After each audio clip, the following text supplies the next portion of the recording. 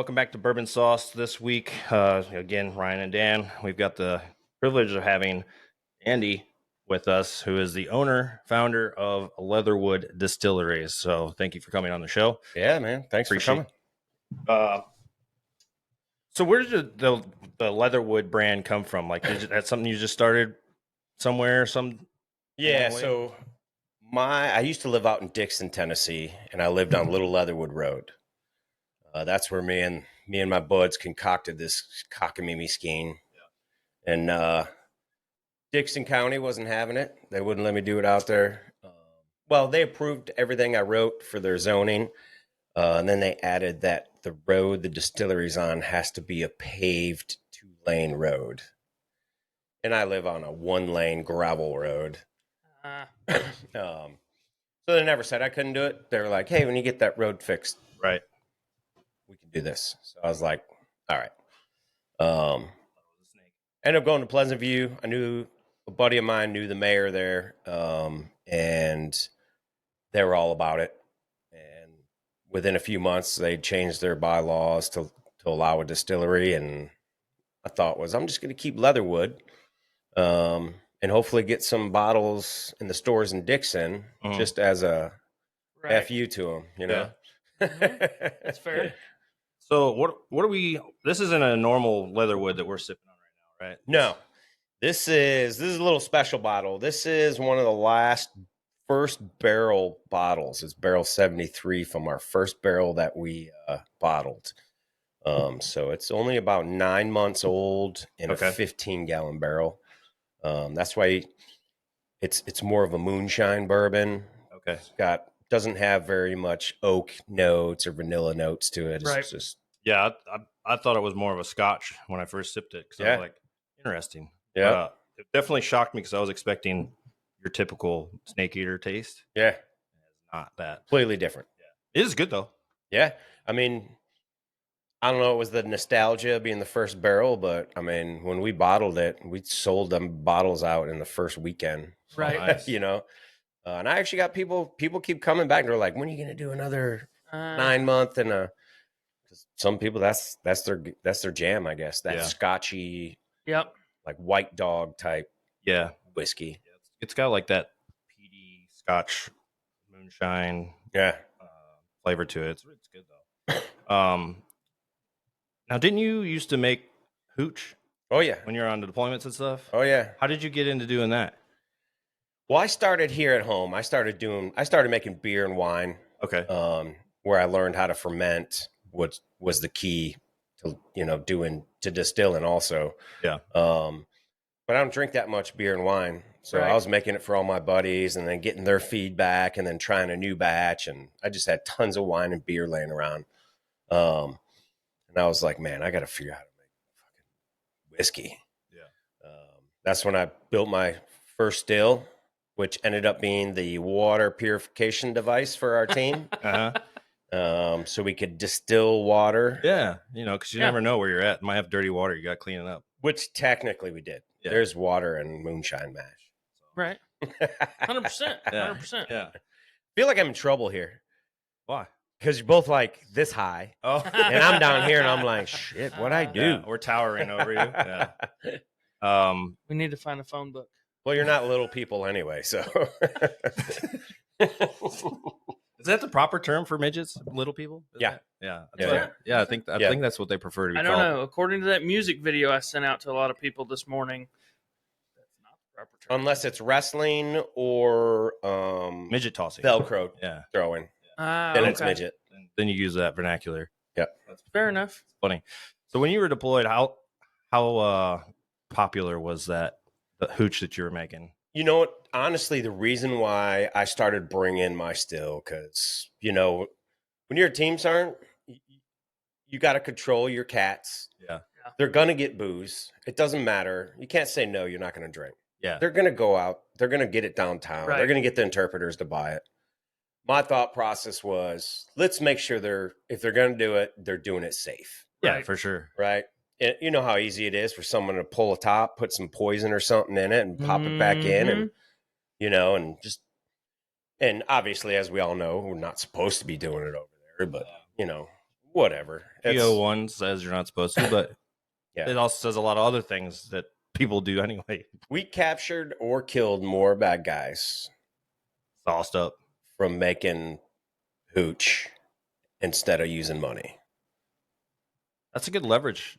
Yeah. You know, because They don't want ha- it, but they can't go get it. that's what I was gonna say. Right. They can't get it there. Mm-hmm. They have like vodka and wines and different stuff. Yeah, but they have to go to like in Afghanistan, they had to go to Tajikistan Uh-huh. Oh to yeah. get it and then smuggle it across the border. Yep. Iraq, it was everywhere, you Right. know, which so it didn't matter. But I never did it in Iraq. We just never had time. Afghanistan was weird because, you know, doing the commando mission, we'd have like 1 week where we're just training the Jundies, the Yep. commandos, and then the next week it's missions every night. So during that week, kind of week downtime, we'd have time to, you know. Yeah, I remember in Afghanistan, about the only place in RC East you could find it was if you went into Kabul. Yeah. Or you had to pay somebody down there to get it. Mm-hmm. And again, to me, it was really all about keeping my guys right. And I always worried about somebody just spiking one of them bottles. Yeah, you got to worry about that over there because dealing with the adversary like that, and as soon as they find a way to poison you guys or have any sort of advantage, they're going to take it. Yep. Speaking of, you know, being a former Green Beret and all, what was your MOS? 18 Echo. I started out 18 Echo, and then I retired at 18 Zulu. So you were a comm sergeant. Yeah. Okay. Yeah. Nice. And then you got a Zulu. Yeah, I was in LURS for 9 years before I came to SF. So that's all we did was HF and SATCOM, and you know. So I don't know any former LURS guy that got into SF under any other MOS. Yeah. We all just got 18 Echo, you know, because we were already trained. Right. We already knew how to do the antennas. So and schoolhouse was antenna really theory. easy for you then through that. It was until we started Morse code. Oh, Because back when I went through the Q course, we did Morse code, and that was painful. I bet. Painful. I think it was 14, 16 weeks of headphones, a computer, and a keypad. And did you ever get a chance to utilize that ever in your career? I forced the SIGDET during the invasion of Iraq to pull out because no one in the SIGDET knows how to do Morse code, except maybe one guy that's a Green Beret who just got there. So I made them take out their, I don't know what I forget. It's like a computer program that does it all for them. Mm-hmm. I made them bring it out, and about 3 or 4 weeks into the invasion, there was like a countrywide compromise of crypto. Oh, okay. So nobody was talking. Yeah. So I just sent a message on Morse code. We had the trigraphs, the old freaking trigraphs. Trigraphed a message, sent it back to them, and their computer was set up because I made them set it up. Yeah. And we were the only team talking to hire for I'd say about 5 days. That's like an old World War II thing that obviously I guess now it's died off. I don't think anybody uses Morse code anymore.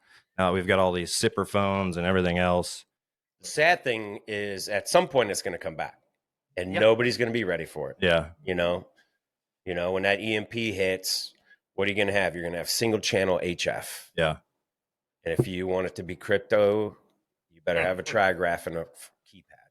Good Lord. I can only imagine when something catastrophic happens and we're like, fuck. How are we going to communicate? What do we do now? Just call Andy.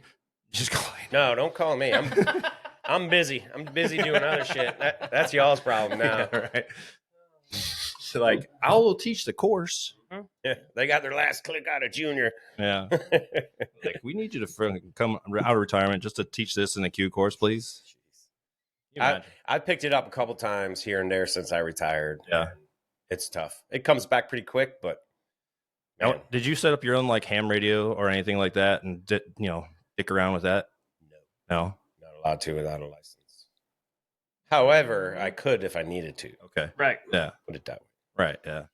I know how to make a dipole antenna. Now, a lot of people have go bags and stuff. Do you have like your own little go comms and stuff that you can readily just set up? I've got a pretty cool network of guys. Well, like my distiller, Brian, he's a former infantry guy, 26 years. So we practiced some HF comms, taught him how to build some antennas. And so I've got another buddy that I don't know if you ever heard of Lewis Country Store. Yes. Yeah. Yeah, we drive by it all the time out in Ashland City. So Brad's Yeah. one of my best friends, the guys that It's owns one it. that's got all the crazy governments. Oh yeah, Stuff that posting one. on I know the- what you're talking about now. Yeah. on the Yep. sign. Yeah. You guys need to interview him. Yeah. I'll connect you with him. He Okay. is awesome. Yeah. He's a true patriot. Yeah. It Oh, looks like it from Every the time signage. I see the statues, I want the statues. Yeah. Yeah. His billboard's awesome too. Yeah, his billboard's great, but I I want love the it. statues. Love it.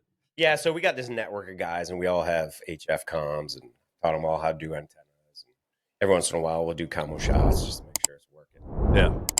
Then we got some FM and AM radios that we use for close-in stuff. It's, Have you ever thought about doing that on a side job as like a teaching point for people that want to learn how to do? I do it when people ask because Okay. it's fun and I enjoy it. I don't have time to. Yeah. Right.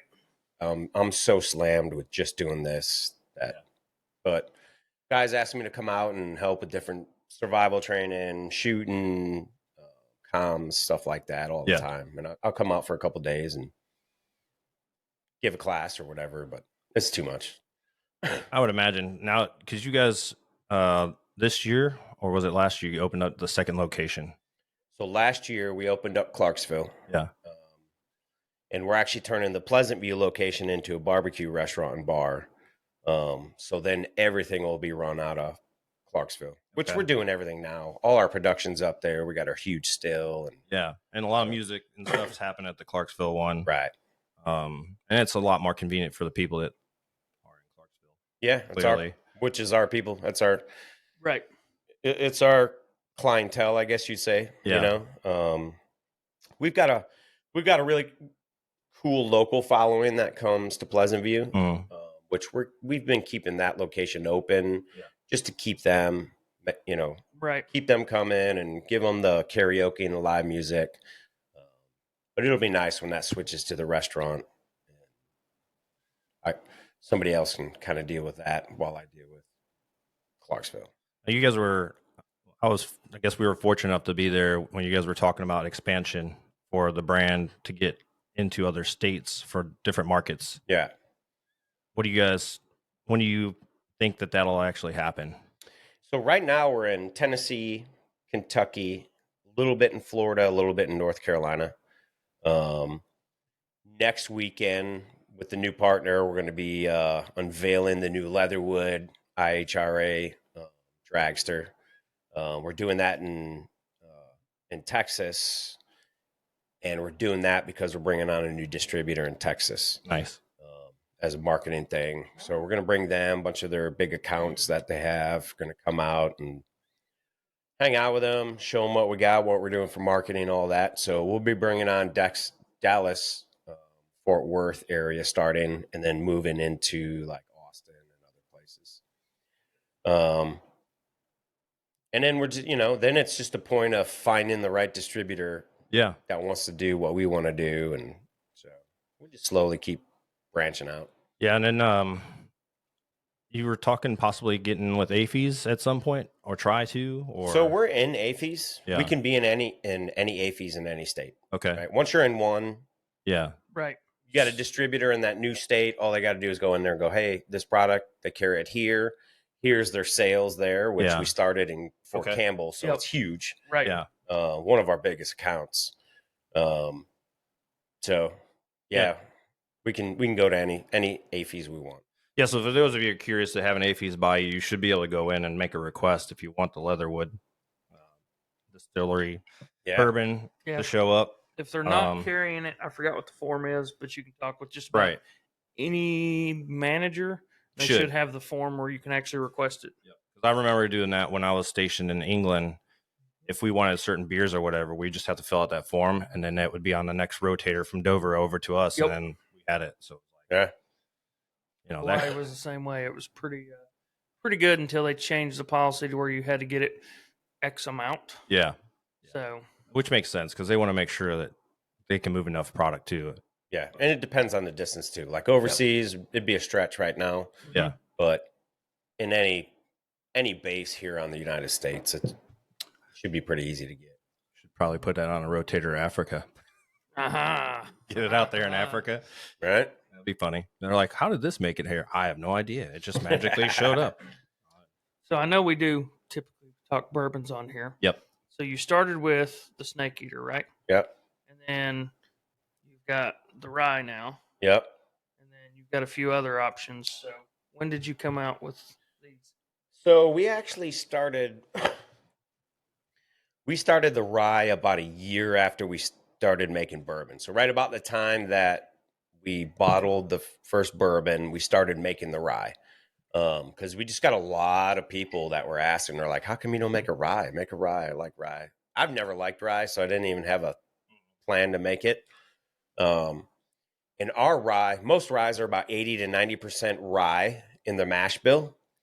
I decided to go with 66, which is really low. Yeah. So when you taste that, you're going to get all the rye. You get the rye nose, you get the flavor of the rye, Right. but you don't get that mouthful of pepper that'll like a bullet rye. See, you know? And I noticed that. And so he started getting his old fashions made when we were over there at your place with the rye in it. And I'm like, you know what? I'm going to give it a whirl. So it was, you could definitely tell, like you got the rye flavor without that punch. Right. I like it. It's good. You guys are going to do some limited release stuff again soon, right? Yeah. So what we're going to start doing, so with my new partner, we're actually going to build a badass distillery downtown Clarksville. It's going to be beautiful. He's going to put like $3.5 million into it. Holy shit. He wants it to be like all glass walls. If you're in the bar, if you're sitting at the bar and you're having a cocktail, you're looking through a window down at the production area. Right. And what we're going to do is we're going to take all the small equipment that we used to have, the 115 gallon still. Yeah. We're going to put that in there, and we're just going to start doing a whole bunch of small batch options.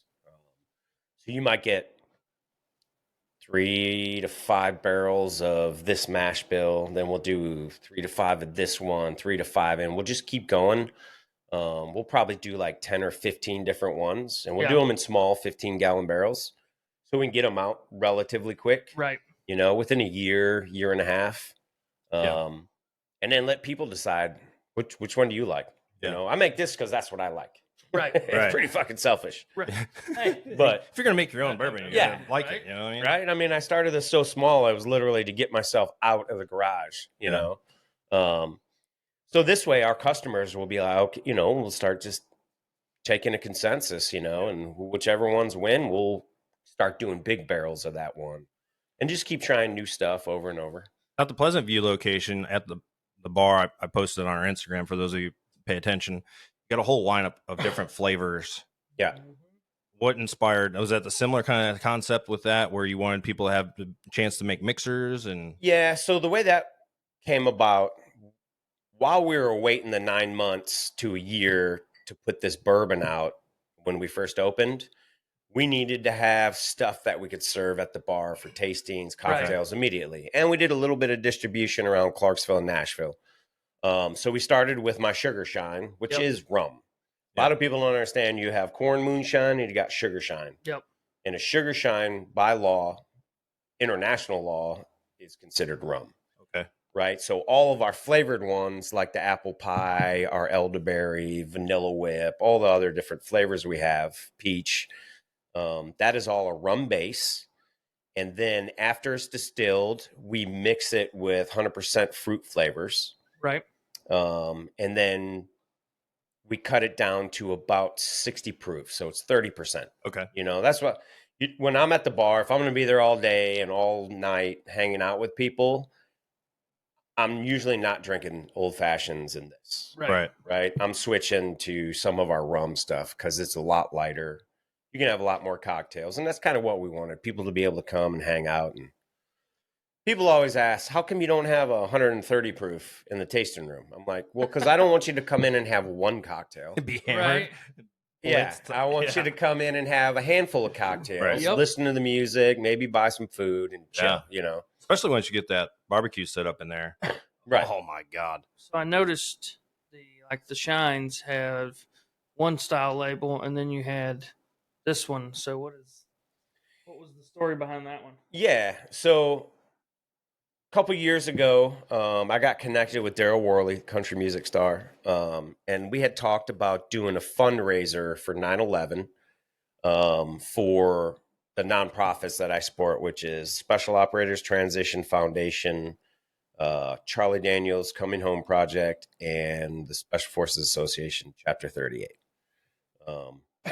We have another one now. I'm on the board of directors for, and we're kind of focusing on that a little more. It's called Brothers Keepers Veterans Organization. But at the time, we had those other ones, and Daryl was like, I would love to put my name on a label. And we got introduced to each other. He loves veterans. He's been to Iraq like, hopefully he doesn't hear this because I should know this, but it's like 37 times or something to do concerts in Baghdad and USO tour stuff. Yeah. And he has his song, Have You Forgotten? Yep. And if you forgot that song, you need to look it up because he's releasing a new version of it, and it is awesome. It's all about the vision we have between the Republicans and Democrats, and I'm gonna have to listen to that one. It's really cool. So we became really good friends. We ended up missing 9/11 because the Afghanistan pullout happened when we were supposed to go on Fox News. And we were kind of like, we're not going to go try and sell liquor while this crap's going on. Right. Plus, I was in the background working with my interpreter, Masood, trying to get his family. It was just a mess. So we ended up doing it on Veterans Day, the next Veterans Day. So we're selling a 9/11 label on Veterans Day, and it was just a shit show. Not me or Daryl's fault, some other people's fault. So in the end, Daryl was like, he's like, hey, because I bought 2,000 of each of my labels and filled 2,000 bottles of each of my brands. Yeah. So I lost a boatload of money on that one. But Daryl was so cool. It's like, in the end, we sat down and I was like, Daryl, man, I got all these labels. I got all these bottles. Like, if you want, I'll pull them all and I'll relabel them. But it's going to hurt. And he's like, hell no. No, you sell that shit, man. Like, this ain't your fault. Like, sell it. Keep your thing going, so pretty awesome, dude. Yeah. In addition to that, you have the other brand. So we got the Fucklehead. The whole point to this brand was really I'm not a hoity-toity bourbon dude, right? Like, if I want to drink bourbon and Coke, I drink bourbon and Coke. I don't care. But so that's the other brand. Some friends of mine, great story how they came up with that. Some friends of mine were down in Florida, and one of their nephews, little dude, I think he was 6 or 10, I can't remember. He was down on the beach and he got rolled up in a wave and couldn't get out of it. And his uncle was like, he's like, hey, you knucklehead, get out of the water. And he stands up. He's got salt water in his face. He's like, I'm not a fucklehead. And everybody was like, oh my God, that's the best word ever.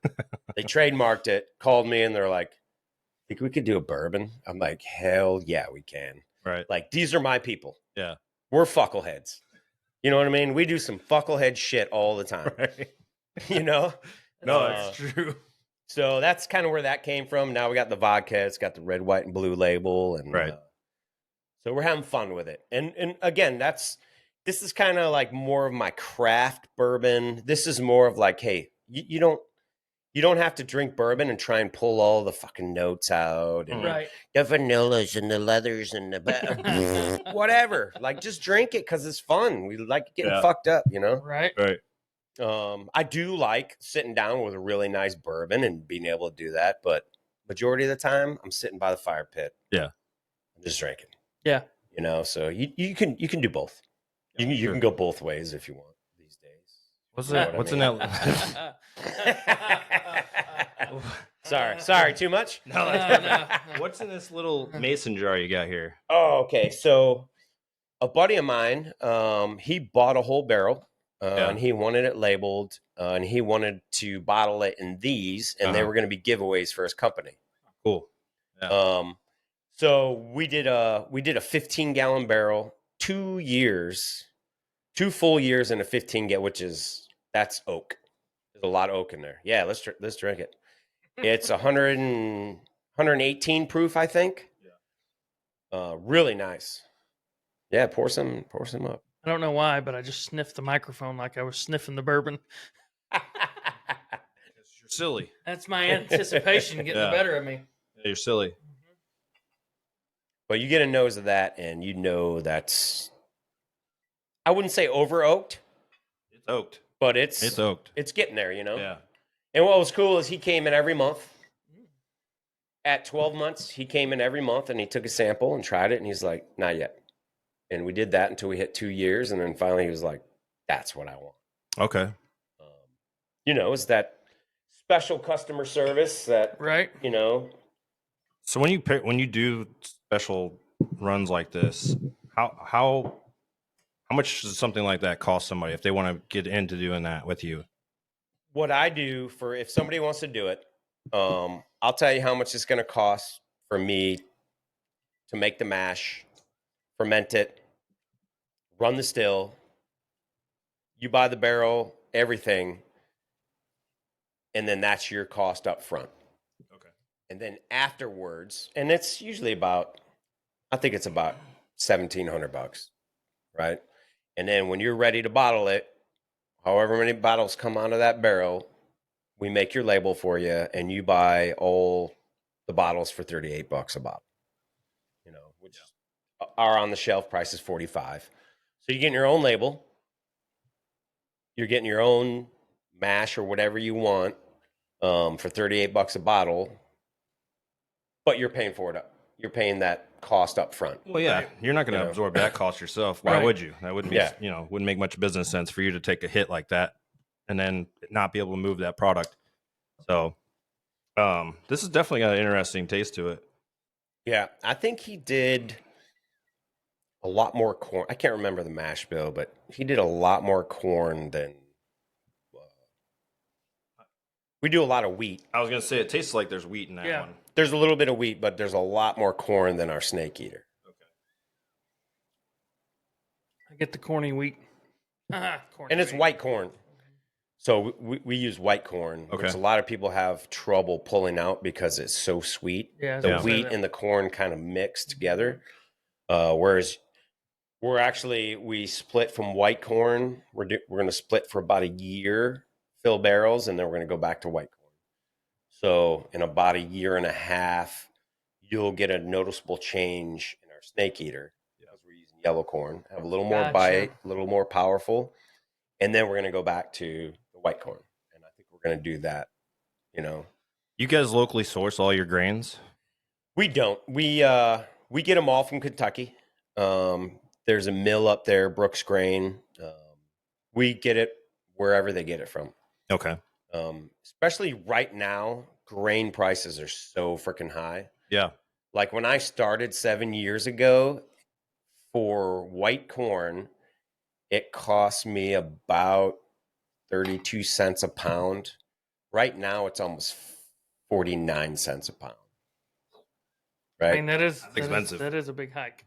Yeah, when you're using 500 pounds of. How's that going to affect your bottom line? Are you guys going to be able to stay at that same price point when you're for the shelves and stuff? Yeah. Yeah. No, we switched to yellow corn because of that. Okay. And really, all that shit happened right at the pandemic time. Now it's Ukraine, and there's always a reason why. Of course. I think it's all bullshit, but I'm sure. I don't get to choose the prices I pay. Someone's extorting somebody somewhere along the line, but that's a different conversation for a different day. Yeah. But what is you said snake eater's your favorite one to drink on the regular? Yeah. And that's just because that's, like you said, selfishly the one that you created, and that's the one you admit it because that's what I like to drink. Yeah. And I based it off of Woodford Reserve's mash bill. Oh, okay. That's what I used to drink. Yeah. I love Woodford Old Fashions. Okay. So I kind of based my mash bill off of that. We just haven't gotten to that 4-year mark where it'll Tastes almost exactly like it. Now, you're going to hold on to some barrels to have like a 10-year, a 20-year, or, anything older? We will with this new partner coming on. And with the new location in Clarksville with a much bigger still, we're going to be able to start doing that soon. Looking forward to that for sure, because I want to see how that changes the taste on it. And I think what we'll do is we'll probably take like every other barrel that we have now that's already at 2 years, and we'll start moving them and putting them away. That way we don't have to wait a full 4 and 8 years. Right. I don't think we'll ever get past 6 or 8 years. I just don't like that. Yeah. How many barrels do you currently produce per year? Right now we're at a point where we can do a barrel every other day. Oh, wow. Yeah. Moving to that new still, 400-gallon still, we can do a barrel every other day. And Pleasant View, it was 1 barrel a week. Oh, yeah, not a lot. Yeah, it took 4 runs of the still to fill a barrel. So that's what, roughly 130-ish barrels a year? Fuck, don't ask me to do math. I started drinking. I did it. Already. It's like 132.5. Yeah. Yeah. Listen. Or nope. I screwed up my own math. Yeah. It's 180. Anyway, so that's with 1 shift too. Yeah. So when you're doing those runs, is it pretty consistent, or is that bourbon that coming out? Oh, it's completely 100% consistent. Okay. So you guys have got that down to a perfect science. Yeah, that's everything's done by smell and taste. Okay. Like when we make our cuts from heads to hearts and hearts to tails. Okay. So, yeah. You guys gonna do some like white dog? We did for a while. Actually, online we've still got some available. It's called Ruthless. Okay. We did it. Guy came to me. He was recording a Netflix show called Ruthless. Okay. It never made it. Kind of fizzled away. Yeah. It's not always popular. It was a kick-ass show. It was about this chick whose husband was a moonshiner, and she ended up killing him because he was raping her and doing all kinds of fucked up shit when he was drunk. Yeah. So she kills him, and then the guy that he was working for comes, and he's like, okay, now you have to make his payments. So she starts moonshining. And then, like, as it was going to go throughout the season, this guy's he had 7 sons. And, like, each episode was one of the 7 deadly sons. Oh, instead of sins, that's cute. And gets freaking put in a hole. Oh. And then she was going to end up taking over or whatever. Yeah. Fortunately, or maybe it did get sold and it's coming out at some point, but basically they were like, you can't make it anymore. Yeah. It's gone. So I said, well, I've still got bottles I've already paid for that are out on my online store. And they're going to sit there until they're sold. Yeah. So it's pretty good. We made 100% white corn moonshine. I'm not a white dog fan, but I mean, just smell how smooth that is. That is straight off the still. Yeah. You can taste it. Jars. Can't remember what proof it is. I think it's 90 proof. That'll kill what else you. Yeah. Yeah. No, it won't taste it. It's about as smooth as you get for white dog. Let's see. That tastes almost the same as like the flavor that was run for that. My eyes. Hot corn. My Hot eyes. corn. All corn. Yeah. All white corn. That's a lot of corn. Yeah. I mean, it's a smooth taste, but the fumes coming off of it, my eyes were. We could probably start the fire with that. Oh, yeah, you can. I think it's 95 proof. Yeah. It's You strong. supercharge your lawnmower with that. Right. I'd rather drink it. Fuck Yeah. that. You know, they put it in one of those funny cars to fuel the. Yeah, exactly. Yeah. Yeah, but it's smooth. Oh, it is definitely smooth. for sure. And that's on your online store? Yeah. You get online. And you guys got merch and stuff on the online store too. We that do. People can get. Yep. Right now, it's all the Daryl Worley stuff. Okay. While we're online, we also have the Daryl Worley labels. Until that stuff gets sold out, and then we'll go back to our Leatherwood labels. Do you sell a lot of that shine, or your sugar shine that you? Oh yeah, yeah. Elderberry is our number one SKU. You made that at the bar, the Fuckleberry, and yeah, that was phenomenal, dude. Yeah, I was That's like, oh, I was Yeah. like, I could drink a lot of these, and I would go to stand up later and regret that I drank a lot of them. But the taste, I was like, I don't regret drinking this. I had 4 or 5 of them, and Yeah. by the time Mama got there, she walked up and she goes, "Oh, okay." Dude, I was I was like, "Really?" She's like, I was feeling pretty fired up when we left. Oh, yeah. You had to start drinking Oh, water. yeah, I switched to water. And then I guess we ended up at Hours Hooters ago. afterwards, and I was just letting people have it because I was belligerently just. It's okay. They screwed up my food, and he's like, "It is "You Hooters." suck." I said, "Your you kitchen suck." sucks tonight." It's not like you're going there for customer service or No. good food. No, we know the GM there and some of the staff that works there, so we have a good time when we go in. You're there for butts and booze. Yeah, for sure. That's all that place wrong is with about. I wonder if we could convince them to start carrying the Leatherwood there. I don't know why not. Hooters is hard. Okay, fair enough. Fair enough. Good reason to laugh.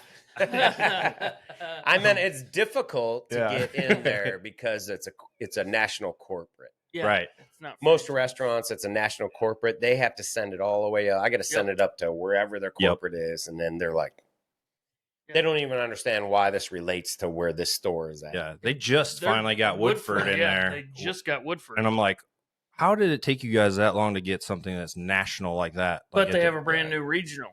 Yeah. And they have High West and some other bourbon. But the And I'm brand like, new regional the Angel's all Envy. about networking. So I'm like, why? You guys should start carrying the local stuff. Like, you guys have all these local distilleries here in Tennessee area and Kentucky area.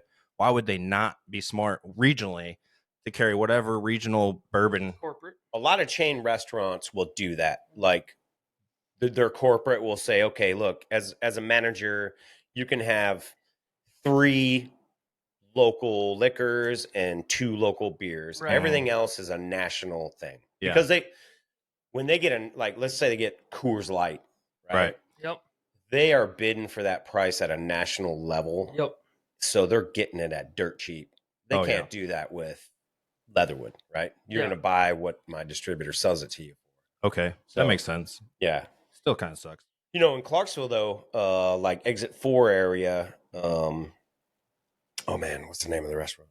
Sometimes in my brain farts. Cracker Barrel? No, it's new. It's right next to BW's. Oh, Drake's. Drake's. Mhm. Drake's carries 4 of our products. Oh, cool. We got a great relationship with them. Yeah. They carry our Fucklehead vodka, our Snake Eater, I think our apple pie and elderberry. I noticed in that Springfield liquor store we were Yep, by, we saw it. Yeah, you're on the shelves there They're too. behind Wendy's. yeah, they're cool. They got a good selection in that spot. Yeah, I was surprised that Yeah. they had just have some of the higher allocated stuff just sitting on their shelves. Just- yeah. And not just like 1 or 2 bottles. They're There's, like every other liquor store too. If you go, hey, what do you got on the shelf back there? Mm-hmm. also, they it'll do have cost other you- stuff that's hidden. Yeah. Okay. Cost you, but they got some stuff. Yeah. Okay. Mhm. Well, I'll have to do that. Yeah. Check and see what else they got hidden back there. But because I'm always looking for allocated stuff just to try it out and see what the hype is about it. Right. Some of it, you're like, Duh. I'm starting to see a pattern. It's Yeah. like he's looking for the next best heartbreak. That you can't get anymore. He gets that next one, and it's like, you know what? It wasn't worth the squeeze. yeah. And I've noticed that with some, like the lower end, the Rip Van Winkles, they're not quite pappy. And they're hard to find. But then when you taste it, I was like, I'm disappointed. Mm-hmm. There's so many of them that are disappointing. Like I've got a Johnny Walker Blue Label Yep. over there. I don't drink it because It's I don't like it. disappointing. Yeah. Mhm. The green label, I think, is better than that one, It's personally. $300 a bottle. Like, no. Yeah, it's Hell not no. worth it. If I remember next time I come over, I'll bring you the green label so you can try it out. Yeah, I think it tastes similar to this that you've got going on, yeah, but I think it's just a little bit smoother than the blue label. yeah. The blue label is definitely not worth the hype either. But I think somebody gave that to me at some point because I would never.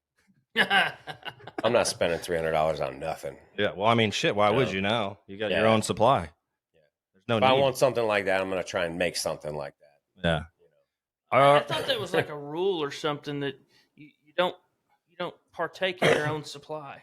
That's for drugs. Oh, okay. Yeah, that's My not bad. for- That's not true either. You're not supposed You're to not get high on supposed- your own Yeah, supply. that's what I thought. But people Go do. to any prison Yeah. in the country and find out why they're there. Yeah. Because I they wonder- partook in their fucking supplies.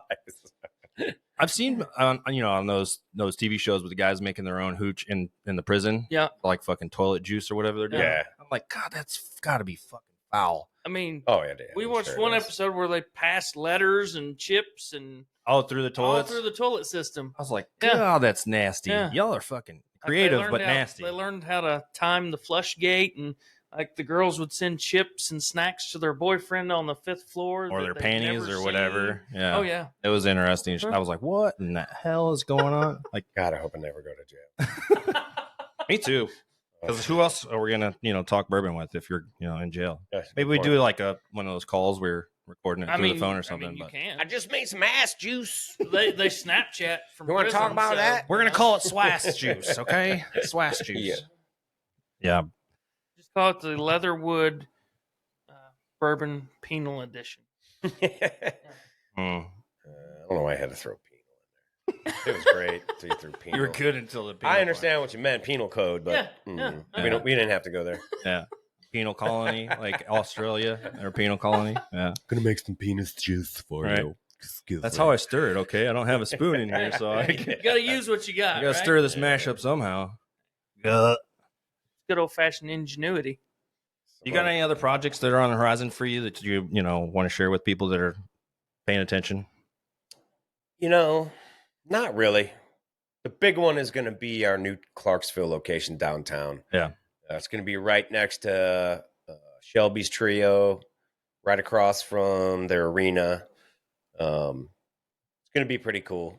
And I'm hoping that my son gets out of the Army by then, and then he's distilling at that location. Nice. So that's my goal. Yeah, this is going to be a good family legacy. You can hand this down. Definitely. And, who knows where it goes in the next 20 years, Maybe you guys are national by that point and everyone has it in their house. Yeah, that's the goal. But it's brand recognition that is the hardest part in starting a new distillery. Oh, yeah. When it came to your label design, I assume because of your history with Fifth Group, that's why you went with the crossed arrows. Yeah, well, it's the whole the outline is the whole Special Forces crest. Yeah, I actually got I got a waiver from the SOCOM commander, pushed up through group. Okay. For me to use the crest. Yeah. And put my information on it. That was pretty cool. Yeah, that was cool because I figured that'd be a copyright, trademarked or whatever. Technically, it's not, but when you do anything in the liquor world and you submit your label to the TTB, which is the Tobacco and Trade Bureau, they're the ones who control all labels and stuff. If you do anything military that they can Google search and find, you have to have a signed document from one of the commanders or whatever. So that was pretty easy to do, or was that a little bit of a process? No, it was cool. Colonel Prince, he was the ADCO when I was retiring. He was one of my first company commanders. Oh, that's hella convenient. Yeah. I went into him. I was like, this is what I want the label to look like. He's like, that is badass. Yeah. What do you need? I was like, I need a letter from a 1-star. He's like, that's not badass. That's going to be tough. I'm like, sir, you know everybody. Yeah. He's like, all right, I'll start reaching out. About a month later, call him in the office. He's like, here you go. That's awesome. Have at it. I was like, wow. And then the idea for the Fucklehead label, how did that come about? So that was the little kid. The name came from the little kid in Cooper in Florida. We just all kind of got together. I was like, man, I have this idea of a fist and a skull or something like that. Or it's like somebody flipping you off. And one of the guys found the fist like that. Mm-hmm. I was like, what about that? I was like, oh my God, that's perfect. Yeah. And if you just like try and do it real quick, it is not easy. All right. You guys have been practicing. Most people are like, We had to do repetitions before we came on, just so that way we could prove you wrong. Thought I was going to call you out. Yeah, for sure. Good call. Good call. Good research. We were prepared. Right? Good research. What did they say? Know your audience. That's right. Yeah. Plus, getting to hang out with you the other night, we got a good idea of who you are as a person and everything. So we knew you were going to try to put us on the spot a little bit. I mean, that's what I'm here for. Yeah, why not? Got to. Well, we got our podcast too, and that's what people do. Yeah. Speaking of your podcast, are you gonna start pushing out more episodes again, or We are. We're waiting till I get this licensing stuff fixed with the new partner. Once we start getting rolling, we'll figure out a time when we can get back into it. But it's just not the focus right now. And what is that one called? Whiskey Warriors Podcast. Check them out. I got Pretty some episodes. fun. Yeah, it's on Rumble, Spotify. If you want to watch the video part, which I would suggest doing because you could tell we're getting fucked up by the end of every episode. I think that makes podcasts more fun when you're either getting drunk or high or whatever. Because like Joe Rogan, he's always doing drugs with people on his show. And it's fucking hilarious when they do. Yeah, because you're just like, oh, these guys. It's like you can see it start hitting them. And you're like, oh, here we go. It's unfiltered. It's gonna get real. Yeah, it comes out. Yeah. And I think that's the fun thing with ours too is, as we get more sauced on bourbon, the inhibitions kind of come down and the filtration of everything goes away. Yeah. And then it's just. That's what people want to hear. Yeah. You know what I mean? Yeah. You can script it all you want, but in the end, when you're just like, blah, blah, blah, blah, and you go off on tangents, that's what people want to hear. Yeah. They want that real talk shit. I mean, that's why people watch, what are those reality shows? Even though those are scripted as fucking hell, they think it's not, and it's like, no, that shit's scripted. They're doing a lot of that for extra drama effect and everything, 100%. No. Anyway, yeah, but see, we're already getting on them tangents. Yeah. Just like you, we've got merch too. So if people are curious, just reach out to us either on Instagram or through our email, bourbonsauced@gmail.com, and we can get you hats, shirts, coasters, cups. Currently working a website, so hopefully that goes through, and then we'll be able to let you shop online. Right. And if we could figure something out with you and those barrel lids, start churning out more of the barrel lids for people that are curious. We can hook that up. Hopefully you guys get, we'll hook you up with our other partner, Eric. Yeah. Well, he works for Joe, my partner.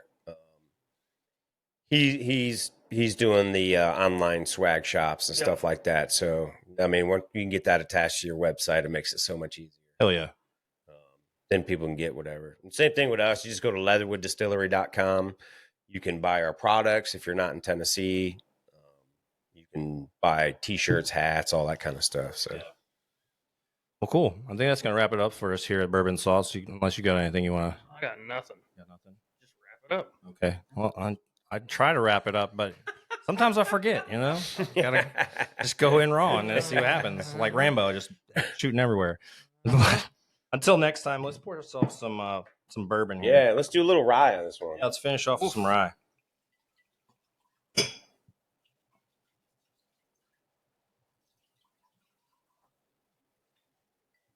Oh yeah, that's strong.